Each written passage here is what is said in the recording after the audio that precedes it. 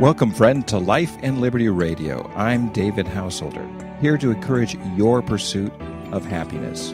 You and I are partners, exploring our shared spiritual journeys. Together, we're dreaming and working for a free society. Tell others today about our adventure in faith and freedom. So breathe in, open your mind, lift up your spirit. Let's get started.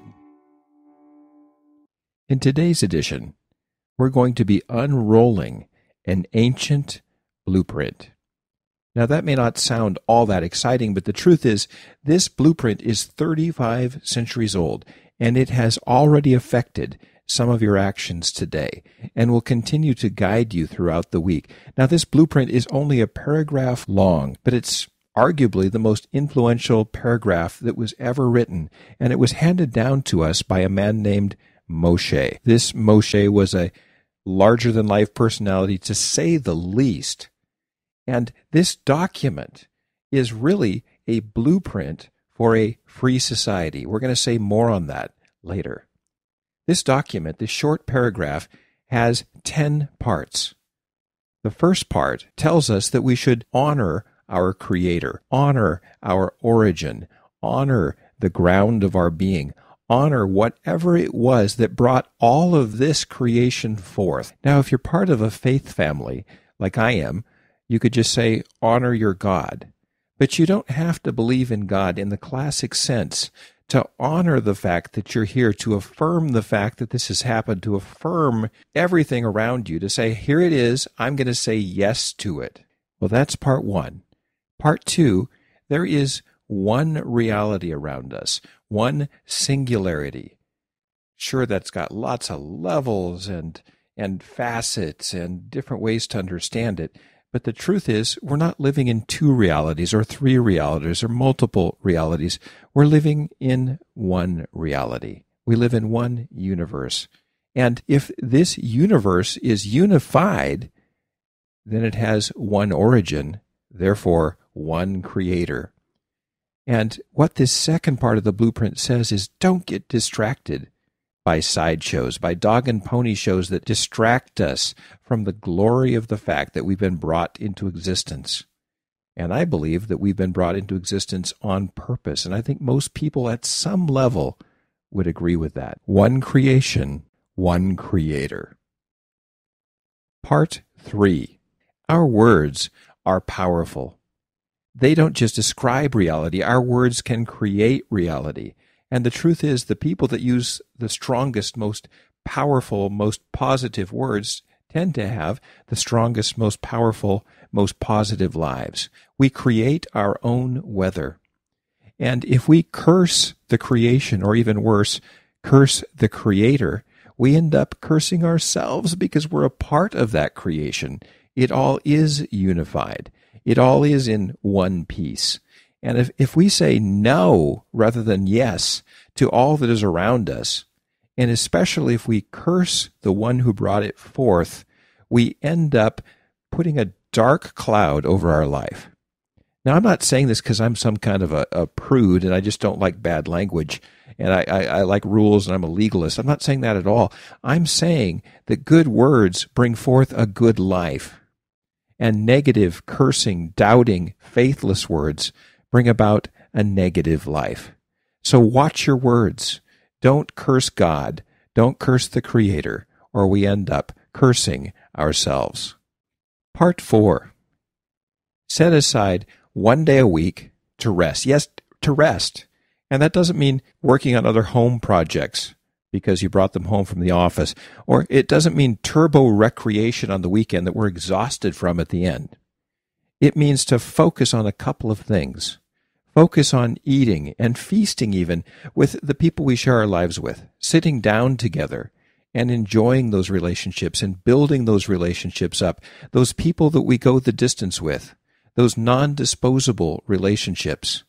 We call that family. The word familiar comes from the word family. Who do you have in your life that is non-disposable? Who do you have in your life that you're going to stick with?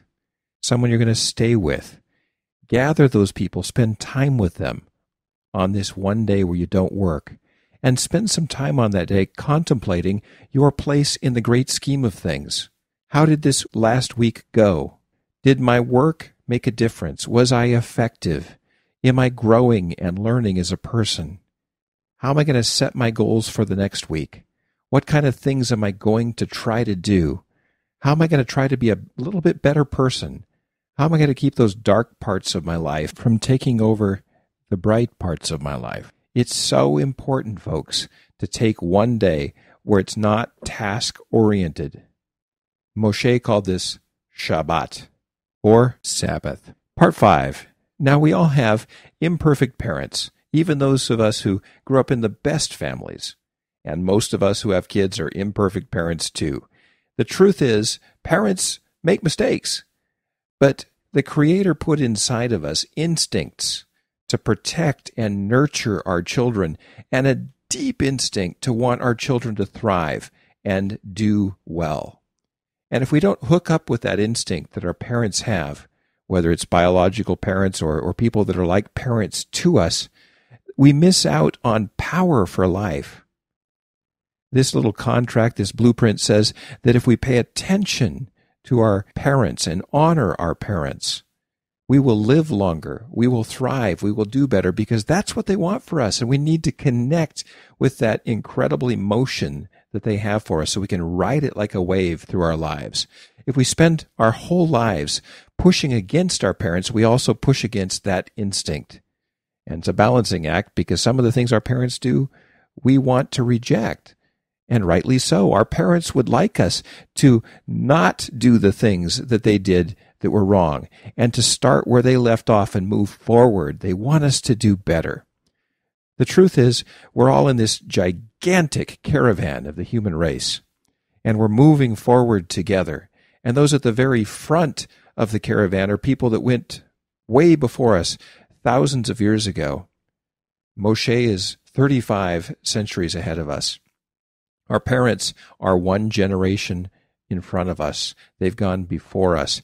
They're getting to places, their 40s, their 50s, their 60s, their 70s, before we do. And they have experience to share with us, because they've been on that part of the path that we haven't gotten to yet. So pay attention to that, folks. The truth is, your parents and people like parents in your life are your greatest connection, your greatest heart connection to that amazing caravan of the human race. And you belong there, and so do I. Part 6. A human being is a miracle. There are thousands of chemicals being held in perfect balance in your body right now. You haven't been thinking about breathing, and it's been happening all by itself. The blood is going through your body, bringing nutrients to every cell in your body automatically. There's thousands of thoughts happening in your subconscious that you're not even aware of right now, as your whole body is being regulated, and your mind is solving problems that are coming up later in the day. A human being is infinitely worthy of all kinds of value. And this is why we should never, ever physically initiate aggression against another human being. Now, sometimes in this broken world, we have to use force to repel aggression. You can use force to keep a person from hurting you, your family members, or taking the property that you rightfully have, the work of your hands. But this blueprint tells us, don't raise your hand against another fellow human. Why? Because it's very easy for that to escalate into murder. We're fragile creatures, and even a kitchen utensil can be used to end the life of another human being, that infinitely precious human being. We need to defend ourselves. We need to defend our children. We need to defend the weaker ones among us. We have every right to defend that which we've worked for. But this ancient blueprint tells us, don't start aggression which can lead so quickly to that most terrible of things, and we call that murder. Part 7. Along with the part about parents, this one has to do with family, because family is the building block of society. It's the place where people care about you and go the distance with you.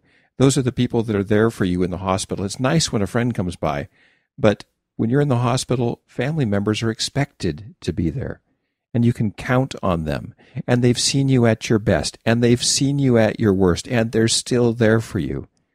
And most people have a deep sense that family is so important, so very, very important. This is why there is a taboo against breaking up a family, breaking up a marriage, especially through sexual means, sexual misbehavior, which is called adultery, which is behavior intended to break up a marriage and thereby a family. It is one of the most violent things a person can do. It is an act of aggression, and it continues to cause all kinds of problems in society. It can shatter a family like a crystal vase, and the pieces of glass are all over the place. And the rest of society is obligated to take care of those people. The breakup of marriages through sexual misbehavior is one of the biggest, if not the biggest, cause of poverty here in the United States. We need to hold marriages together. And so often when marriages are in trouble, friends will gather around the husband and gather around the wife, and they will encourage that person to leave the marriage. Rather, we should be gathering around those people and helping them put the marriage back together. It's not just about avoiding the breakage of marriage. It's helping other marriages to thrive. That was part 7 of the blueprint. Here comes point 8. One of the most universal parts of human existence is work. And work is nothing more and nothing less than adding value to the situation around us. And the truth is, we are entitled to the value that we add to things. We're entitled to private property. That which we work for, that which we earn, is ours. It doesn't belong to anyone else. Now, if you've earned something, you've got some choices. You can keep it. You can give it away as charity or just for fun. You can throw it away. Someone else can pick it up. You can sell it. There's a lot of things you could do with it. It's yours. It doesn't belong to anyone else. No one else can lay claim to that for which you have worked. And that's why we have such a strong taboo in this blueprint against theft, against stealing. We don't steal just because we don't want to get caught. We don't steal because it's wrong. If there were no police and no locks, it would be wrong to steal. People shouldn't have to lock things up to keep us from taking it. If somebody has earned something, he or she has a right to keep it. Property is sacred. And as Abraham Lincoln said, the essence of slavery is earning a living off of the sweat of someone else's brow. Let's respect property and thereby respect the work that everyone does. Human beings are very complicated and we're very unique, and we see the world in a different way.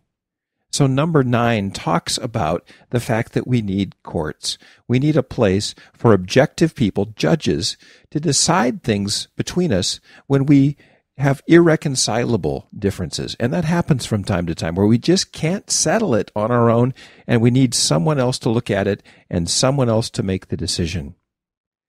And we need to have these courts so that decisions can be made.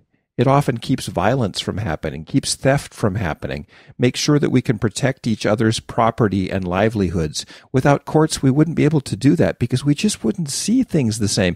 You might say, well, I worked for that, and another person might say, no, I worked for that, or this is mine, and no, it's mine. And some aggression might get going, a fight might get going, and one person was the aggressor, one person was the defender, but they may not see it that way. This is why we need courts. But courts only work if there is a strong taboo against perjury, bearing false witness, lying in court. We have to have one place where we tell the truth, where we raise our hand and say, I will tell the whole truth and nothing but the truth. We need to have that in place. Otherwise, we're going to need a police state, and we're going to have to monitor everyone and take pictures of everyone all the time. And we're going to have to keep tabs on everything and control everything and regulate everything. And that's exactly what we're getting. We need to get back to the kind of world where we simply tell the truth when there's arbitration going on. So now we come to number 10 of 10. And it's if Moshe is rolling up this blueprint and handing it to us and saying,